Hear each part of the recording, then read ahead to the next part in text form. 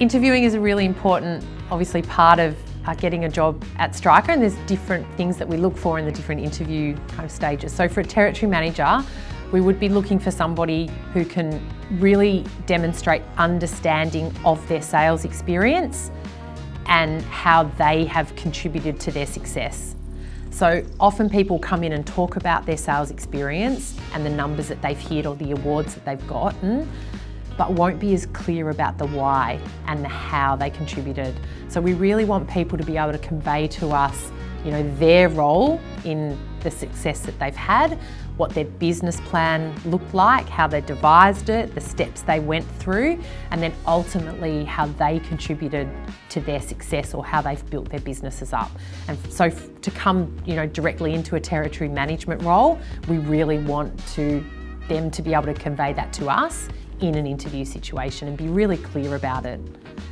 So for an associate territory manager role, it's a little bit different because we're getting people that have less sales experience or no sales experience sometimes into those roles.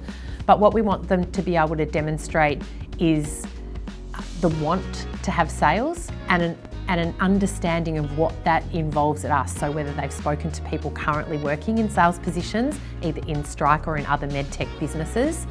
Sometimes we get people that want to come from allied health backgrounds, and often they'll have worked in clinics, so an understanding of the business behind working in an allied health clinic and how they've driven their success in terms of patient numbers and patients, returning to them as a practitioner.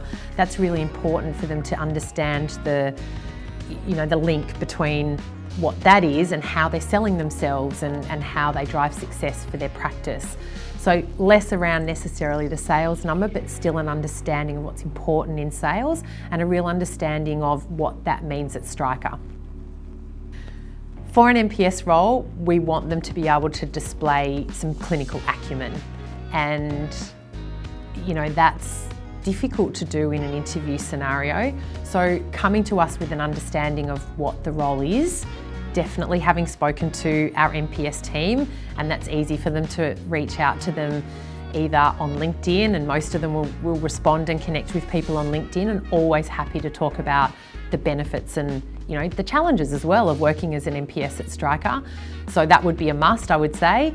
And also an understanding of exactly what Mako is, how the operation works, again, readily available either through LinkedIn or YouTube. So that coming to us with an understanding of that, and also our implants. So what is our hip implant? What is our knee implant?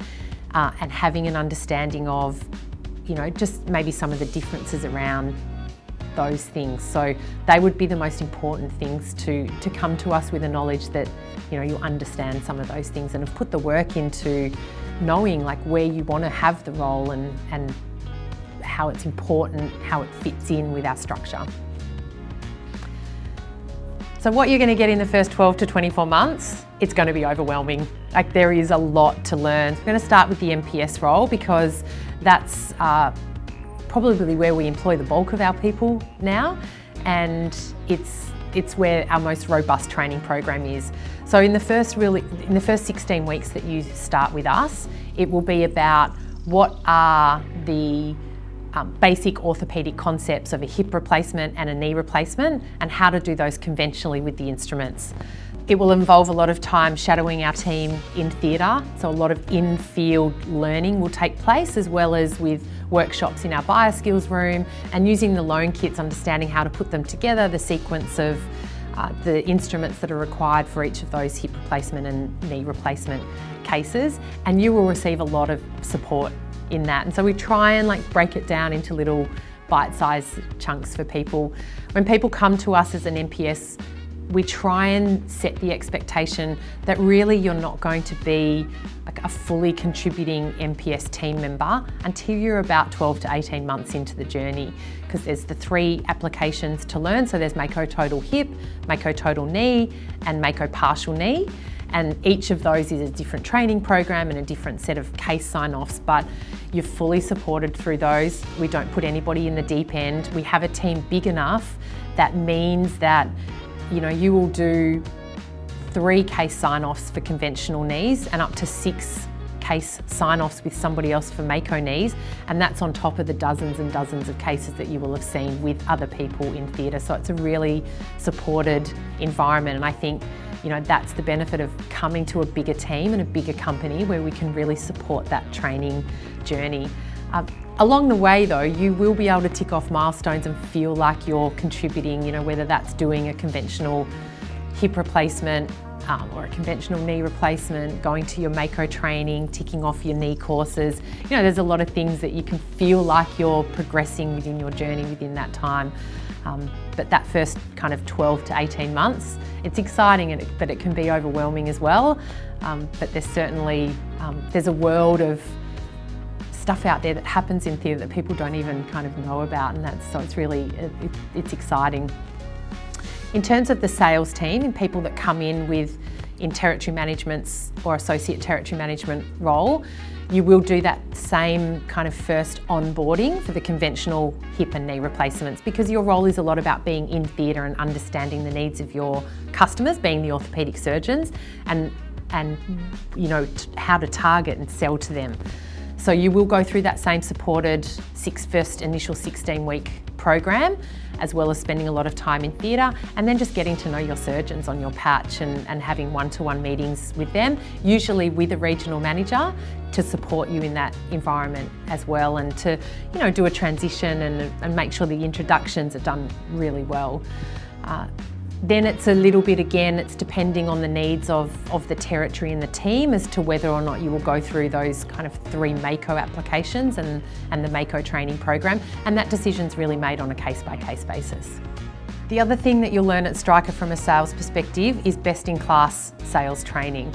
So you'll come in and do some structured sales engagement training with us, with our national talent and development team. So that's run for everybody in sales and actually in clinical roles across the country.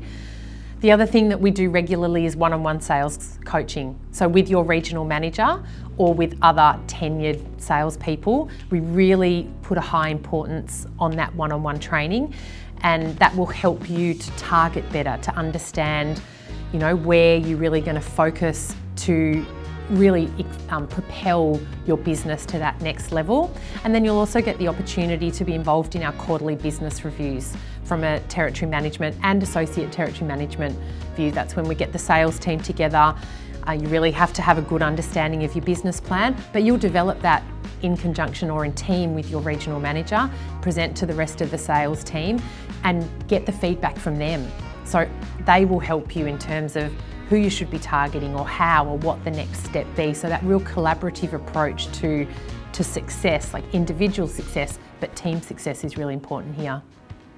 So there are some challenges that you'll face when coming to work for us. One of them is around the unpredictability of our workload. Whenever there's an orthopaedic surgeon in Victoria implanting a Stryker joint, generally there'll be a Stryker rep there in theatre with them, and they work really long hours. We try to come up with a case plan every week, so to give the team some unpredictability, but we always have last minute cancellations, last minute bookings, trauma cases that come through that we'll need to cover, and there are a lot of moving pieces to the puzzle. So with people who are used to coming from more structured employment, like physiotherapy or osteopath or something like that, it's a different workload, and it can go through like roller coasters as well. You might have weeks where you've worked 50 or 60 hours in a week. We want to be clear about that. But then there'll be weeks, say during the school holidays or something, when surgeons are away and it's much quieter. And we expect kind of that taking time back when you can, because we expect you to be on and in theatre when that's required of you as well. So that's definitely a challenge. It's something we try and talk a lot about through the interview process, because we want people to be really clear about what it takes to come and work here, what the great things are, but what the challenges are as well. So that's certainly that unpredictability of workload is one of them. The other one is the amount that you have to learn. So there is no doubt about it, there is a lot to learn when you first come here about the customers, about the sales process, about, you know, the theatre environment if you've never worked in a theatre environment before, and just knowing where to park at a hospital and finding theatre and how to sign in and how to get changed, and you know, all that stuff is new and we really try to support you through that, but it's challenging.